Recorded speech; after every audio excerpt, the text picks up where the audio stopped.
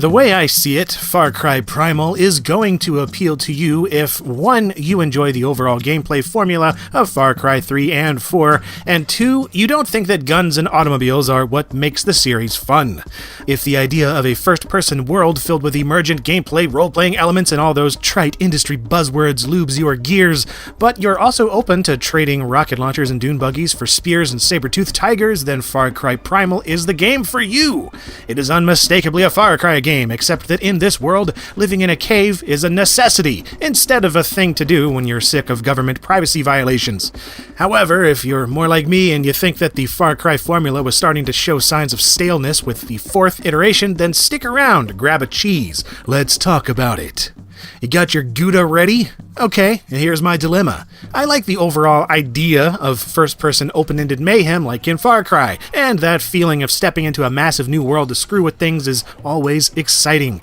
I enjoy blazing my own trail and knocking procedurally generated skulls around as much as the next guy, but a few hours later, I look at the map and there comes that inevitable, overwhelming sense of, holy crap, I've got so much stuff I gotta do.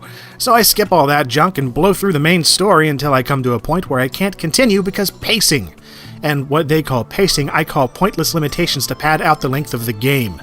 It's the same basic problem I had with Avalanche's Mad Max and countless other sandboxy action games in recent years. I get simultaneously amazed and disappointed.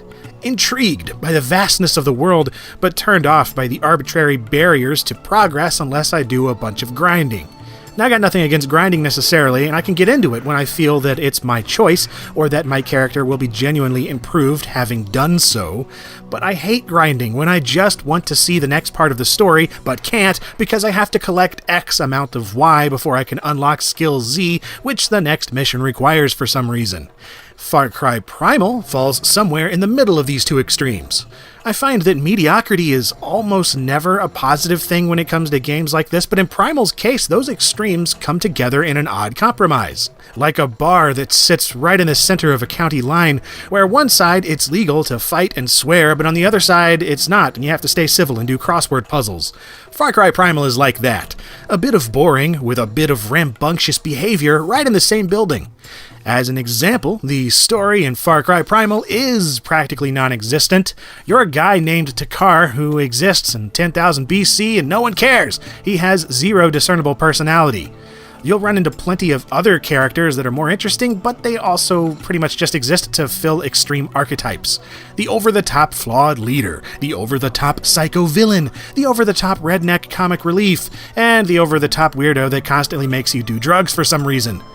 And this situation is kind of strange because they obviously went to a lot of trouble by implementing an entire fictional language based on archaeological stuff. Yet the narrative it brings to the table is probably the flimsiest of the entire series.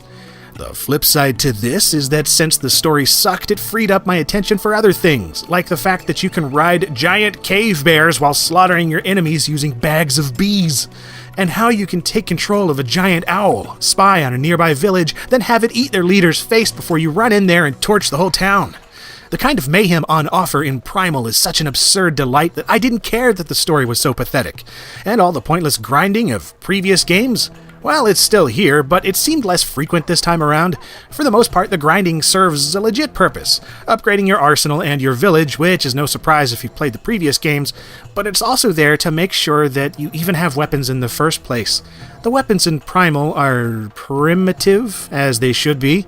You've got rocks, bows, clubs, spears, and a few oddities like the aforementioned bee bombs, and sacks of grossness that I guess are so gross that your enemies freak out and kill each other when they smell it. But unlike previous games where the ammo was all over the place, here you're going to have to craft practically everything. If you throw your spear and you can't get it back, you gotta craft another spear. If you bash a dude's face in with your club and it breaks, you gotta craft another club. Furthermore, most of your weapons can be set on fire at will to inflict further damage and set the world on fire. And I should not have to tell you why this is far too much fun in the right situations. Of course, this is all the peak of technology in the Stone Age, or however old this is, and it can all be tossed right back at you since your enemies use largely the same stuff, which means the outcomes of each battle can swing either way really quickly. You do have a convenient power on your side, though, which is never really explained, and that's fine. Your guy is known as the Beastmaster. and with that title comes the mystical ability to tame and control beasts. All you have to do is plop down some bait and shh. And that's it. Lions, tigers, and bears, oh my, they're yours forever. You can feed them, you can pet them, you can ride them. I was not aware how much I needed this.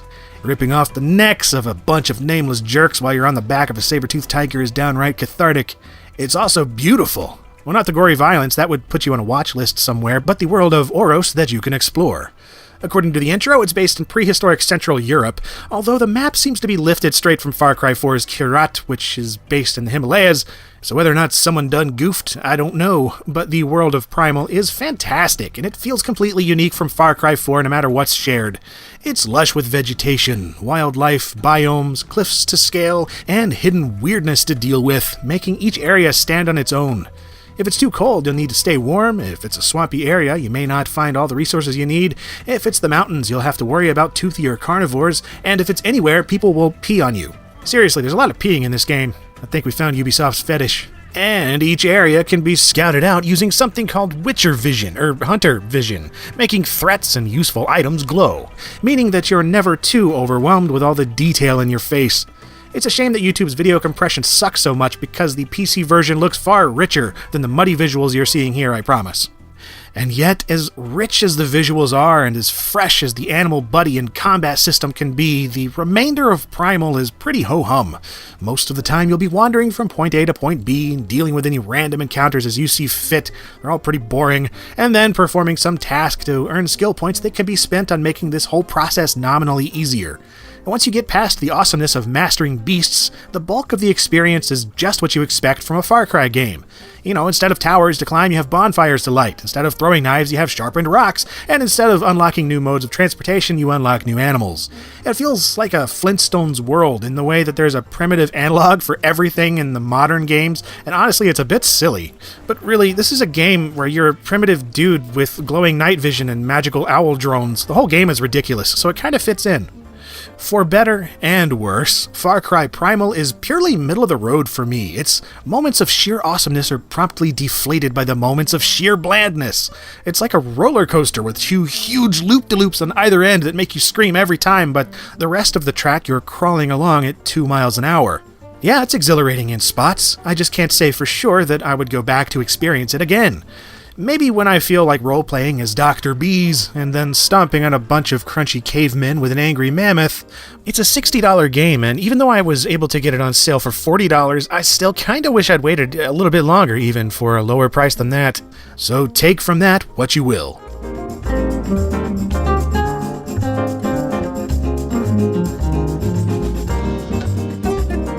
And if you enjoyed this video, well then, thank you. I enjoyed you watching. I was watching you watching, and man, that was a weird thing you were doing with your left hand. If you would like to see some more videos like this, then check out my channel, or just subscribe and be notified whenever there's more in the future, which is every Monday and